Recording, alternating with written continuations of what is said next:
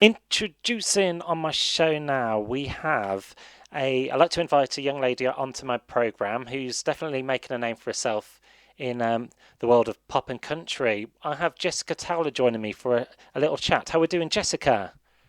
Hi, I'm great, thank you. Thanks for having me. How are you? Yeah, I'm not too bad, you know. How's yourself? It's good. We're getting into the colder months here in Canada, so not my favorite time of year, but I do love Christmas. So I'm looking forward to that. Ah, not well. Nice to hear you're looking forward to the big day. Um, Yes. and I just wanted to ask you, Jessica Towler, starting from the top, really, how did you kind of break into the music business? Oh, okay. It's kind of interesting. So I have not always been musically inclined, or I have not really been in the music industry very long. I was an actor and dancer growing up, and my last year of high school, I joined the musical theater class. And as part of our curriculum, we had to sing an audition in front of the whole class. And this, as you can imagine, as someone who doesn't sing, was super nerve wracking for me. So I did it, and I ended up getting a solo in the musical. And it made me realize, oh, maybe I can sing. So the following year, I took some voice lessons. And from there on, I started making it my own. I started writing songs in 2020. And yeah, I have a pretty awesome career now. So good, so good. And am I right? I read that you might have won a talent competition as well, and that kind of made you have like a foot in the door, so to speak.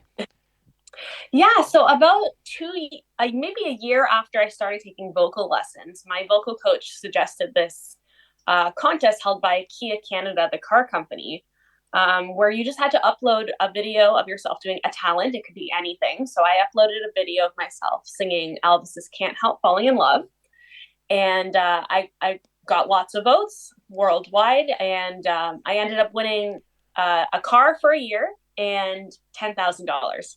Great start to a music career. Yeah, that definitely helped me realize that this is what I want to be doing. This is the direction I want to go. And so I've received a few of your tracks for you. I've had to listen to a few of them.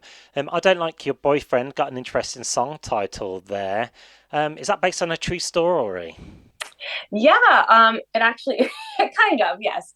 So I like to write all my songs from real life experiences, vulnerable places and stuff. Not always my situation. It could be a friend or so. And yeah, so I had this friend who didn't have the best luck with dating guys.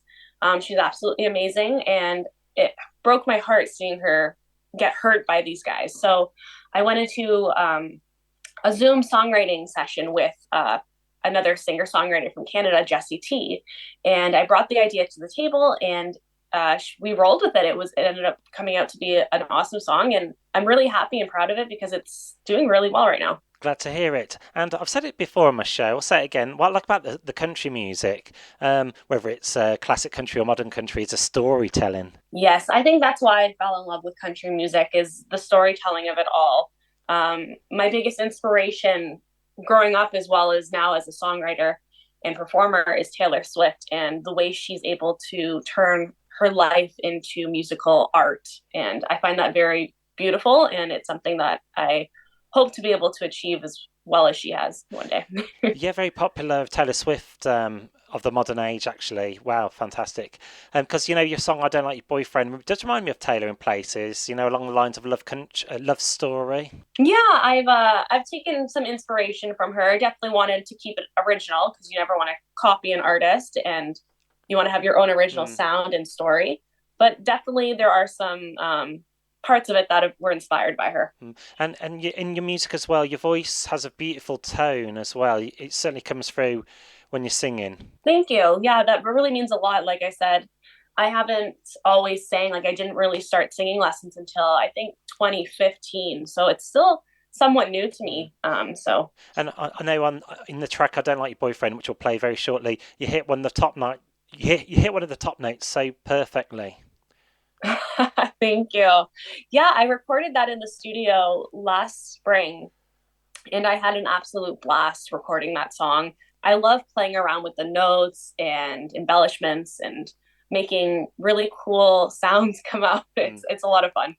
And what's the country scene like over there in Canada at the moment? It's just flourishing, isn't it, at the moment? Yeah, it's amazing. We're seeing some absolutely super talented Canadian artists coming up the scene. I feel so lucky to have shared stages with some of them. The Ontario, especially the Ontario country scene, is super supportive, and it's such a warm family. I feel so lucky to be part of this. Well, that's what I like about your scene over there. It's very close knit as well. Everyone knows each other and supports each other. That's what it should be about, shouldn't it? Exactly, we're all in this together. And I just want to touch on some of your other tracks as well. Sunday Girl as well. I like songs about Sundays actually. Great day to write a song about. Yeah, it's funny enough. I actually didn't write that song. It was pitched to me by my producer, Sean. But it was really similar to one that I was planning on, that I had written and I was planning on releasing. I just liked Sunday Girl a little bit more, so I decided to go in that direction. But yeah, it's I definitely can relate to the song, which is why I decided to choose it. Just want to touch on a song as well called Anxiety as well. What's that track about as well? And can people relate to it as well? Yeah, Anxiety was actually my first song I ever wrote. It's like I said, I love to be very vulnerable with my lyrics and talk about true life experiences. And it's a hard one to talk about depression and anxiety and mental health in general. I remember even having a bit of an anxiety attack going into the studio to present this song to the producer I was working with. Luckily, he liked it and he saw my vision and we went with it. And now that it's out on platforms, I'm having people worldwide reach out to me about how the song has affected them and how they can relate. And it really means the world to me. It's amazing how society has progressed because 30 years ago, if you would say the word anxiety to someone, they would go, "Oh, what's that?" They'd be completely none of understanding. So it's good that musicians, making it, giving more awareness of this anxiety in general. Yeah, absolutely. There's so many of us that deal with different types of mental health issues, and we gotta break the stigma and talk about it more. Mm.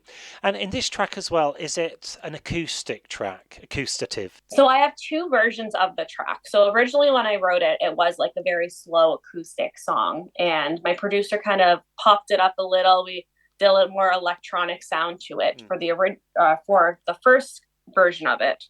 And then it was doing so well, I decided I wanted to do the stripped down version like I had originally written it. So I went back to the studio and did an acoustic version, secondly. Yeah. Very nice. What do you like about when you hear about the stripped back versions, no electronic amplification required? It's beautiful. I love how you can really hear the emotion in an acoustic song. There's something so beautiful about just a singer and an acoustic guitar.